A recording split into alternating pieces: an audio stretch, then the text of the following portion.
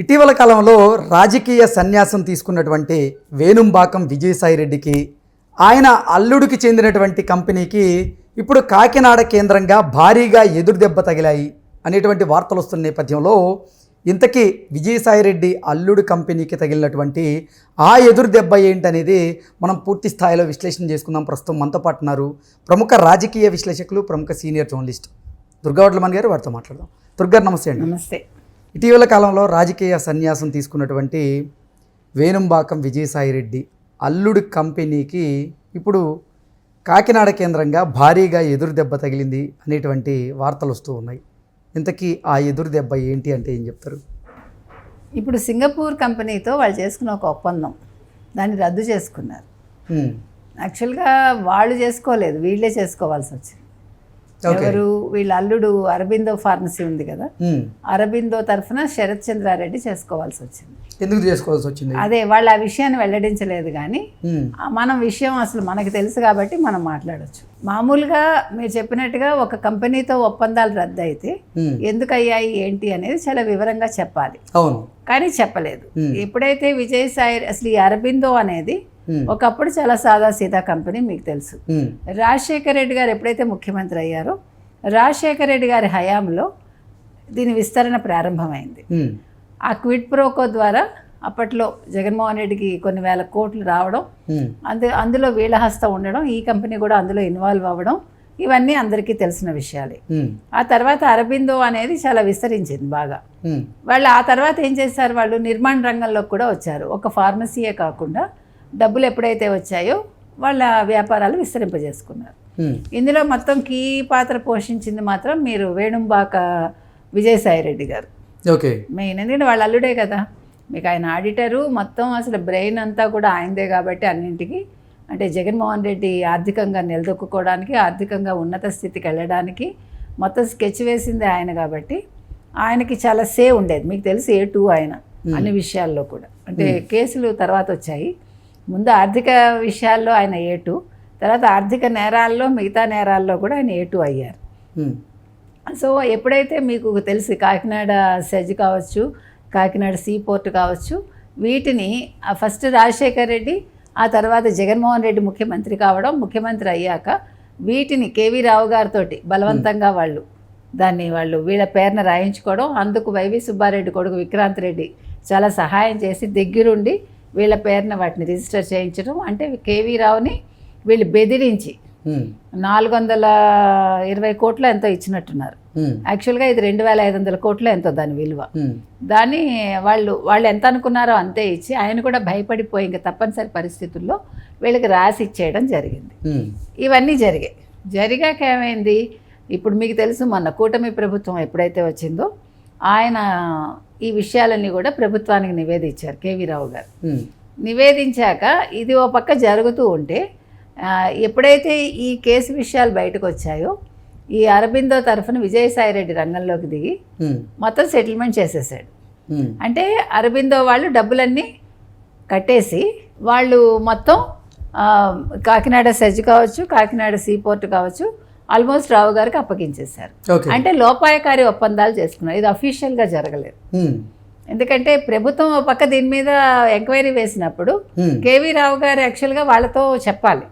చెప్పకుండా వీళ్ళ మీద కేసులు మాఫీ చేయించుకోవటం కోసం, ఇది ఫర్దర్గా వాళ్ళకి ఇబ్బంది పెట్టకూడదని అరబిందో వాళ్ళు మొత్తం సెటిల్మెంట్ చేసేసుకున్నారు.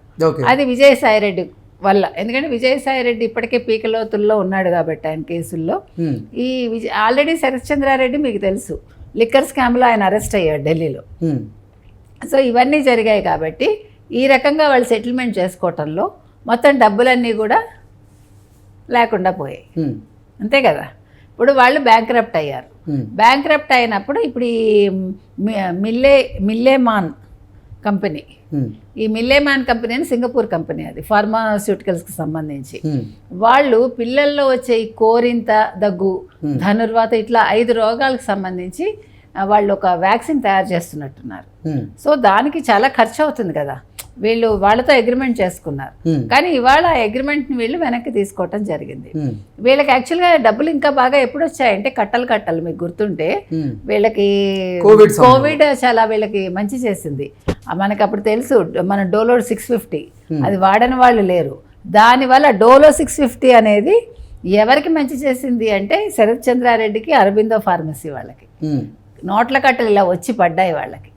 కాబట్టి ఇప్పుడు ఈ రకంగా వాళ్ళు క్యాన్సిల్ చేసుకోవాల్సి వచ్చింది. సో ఈ విషయాన్ని బయట చెప్పలేరు కదా. మేము అక్కడ కాకినాడ సీపోర్టు, కాకినాడ సజ్జను ఆక్రమించుకున్నాము, దానికోసం అని మేము మళ్ళీ దాన్ని వెనక్కి ఇవ్వాల్సి వచ్చింది, ఇవన్నీ మాట్లాడలేరు కదా. అంటే నిజాలు చెప్పలేరు కాబట్టి మింగలేక కక్కలేక తేలుకుట్టిన దొంగల్లాగా కూర్చుని ఉన్నారు ఇప్పుడు విజయసాయిరెడ్డి అల్లుడును. సో మొత్తానికి ఇంత కథ నడిచిందండి. ఇవాళ అరబిందో ఫార్మసీ అనేది కొంచెం డోల్డ్రమ్స్లో ఉంది వాళ్ళ పరిస్థితి. ఎందుకంటే ఆర్థికంగా నష్టం అంటే మామూలు విషయం కాదు కదా. అందుకని మనిషికి అత్యాశ పనికిరాదని మనం ప్రతిసారి చెప్తున్నాం, అవునా కదా. ఒక చిన్న కథ చెప్తాను ఇక్కడ మీకు. ఆశ వల్ల ఏమవుతుంది, ఆశ లేకపోతే ఎలా ఉంటాడు ఒక మనిషి అనే దానికి. ఒక చేపలు పట్టే అతను పొద్దున్నే ఒక చెట్టు కింద పడుకుని ఉంటాడు, మొహం మీద గుడ్డ కప్పుకొని. ఒక ధనవంతుడు అలా వెళ్తూ ఉంటాడు, ఏంటి వీడు పని పాటు లేకుండా పడుకున్నాడు, వై హీజ్ నాట్ వర్కింగ్ అని వెళ్ళి వాడిని లేపుతాడు. ఏంటి నువ్వు ఎందుకు పడుకున్నావు ఈ టైంలో అంటాడు.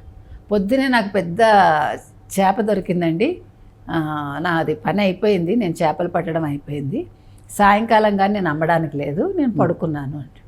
అదేంటది, నువ్వు లేచి మళ్ళా వెళ్ళు పనికి, మళ్ళా ట్రై చెయ్యి, ఇంకా చేపలు పడతాయి అంటాడు. దానివల్ల ఏంటి నాకు ప్రయోజనం అంటాడు. అంటే నువ్వు ఇంకా కొంచెం ఎక్కువ పట్టావు అనుకో ఇంకా ఎక్కువ డబ్బులు వస్తాయి అంటాడు. ఆ ఎక్కువ డబ్బులు ఏం చేయాలి అంటాడు. అంటే ఇంకా ఎక్కువ వలలు కొనుక్కుని, ఎక్కువ చేపలు పట్టుకుని, ఎక్కువ పడవలు కొనుక్కుని నువ్వు ధనవంతుడు అయిపోతావు అంటాడు. సరే ఆ డబ్బంతా ఏం చేసుకోవాలంటాడు. అంటే పెద్ద ఇల్లు కట్టుకున్నావు, ఏసీ రూమ్లో పడుకోవచ్చు అంటాడు. అప్పుడు వీడికి సడన్ కోపం వస్తుంది చేపలు పట్టే అతనికి. నీకే బొర్రలేదా, నేను హ్యాపీగా పడుకొని నిద్రపోతుంటే ఇప్పుడు నేను అదే కదా చేస్తున్నాను. అంటే నేను సంపాదించిన తర్వాత పడుకునేదే ఇప్పుడు నేను ఆనందంగా పడుకున్నాను, నన్ను నిద్ర లేపి నువ్వు ఈ పనికి మాలను చెప్తావా అని తిడతాడు. అంటే ఇక్కడ మనం నేర్చుకోవాల్సింది అర్థమైంది కదా మీకు. ఆ జాలర్కున్నంత జ్ఞానం కూడా వీళ్ళెవరికి లేదని మీకు చెప్తున్నాను నేను. మనిషికి సంతృప్తితోటి పట్టే నిద్ర ఇంకా దేనితోటి దానికి సమం ఉండదు, సాటి రాదు. ఆ ఆకలి మీద తిన్న 4 ముద్దలు ఇచ్చినంత ఆనందం ఇంకేది ఉండదు. అంటే అది మన ఒంటికి పడుతుంది. కాబట్టి మనిషి ఎండమావుల వెంట పరిగెట్టి ఆఖరికి ఏమవుతున్నారు, ఈ వైసీపీ వాళ్ళందరూ కూడా ఈరోజు జైళ్ళ చుట్టూ తిరుగుతున్నారు, బెయిల్ కోసం పరిగెడుతున్నారు. కాబట్టి ఇవాళ అరబిందో వాళ్ళకు కూడా అర్థమైంది అదే. అందుకని వాళ్ళు కొంచెం జాగ్రత్త పడ్డారు. ఇంకా మీదట ఒళ్ళు దగ్గర పెట్టుకుంటే అందరూ కూడా జ్ఞానోదయం వస్తే వైసీపీ వాళ్ళందరికీ జగన్మోహన్ రెడ్డి చుట్టూ తిరగకుండా ఇంకా బెయిల్ కోసం తిరుగుతూ వాళ్ళ శేష జీవితాన్ని ప్రశాంతంగా గడపాలని మనం కోరుకుంటాం. ఓకే అండి, థ్యాంక్ యూ సో మచ్.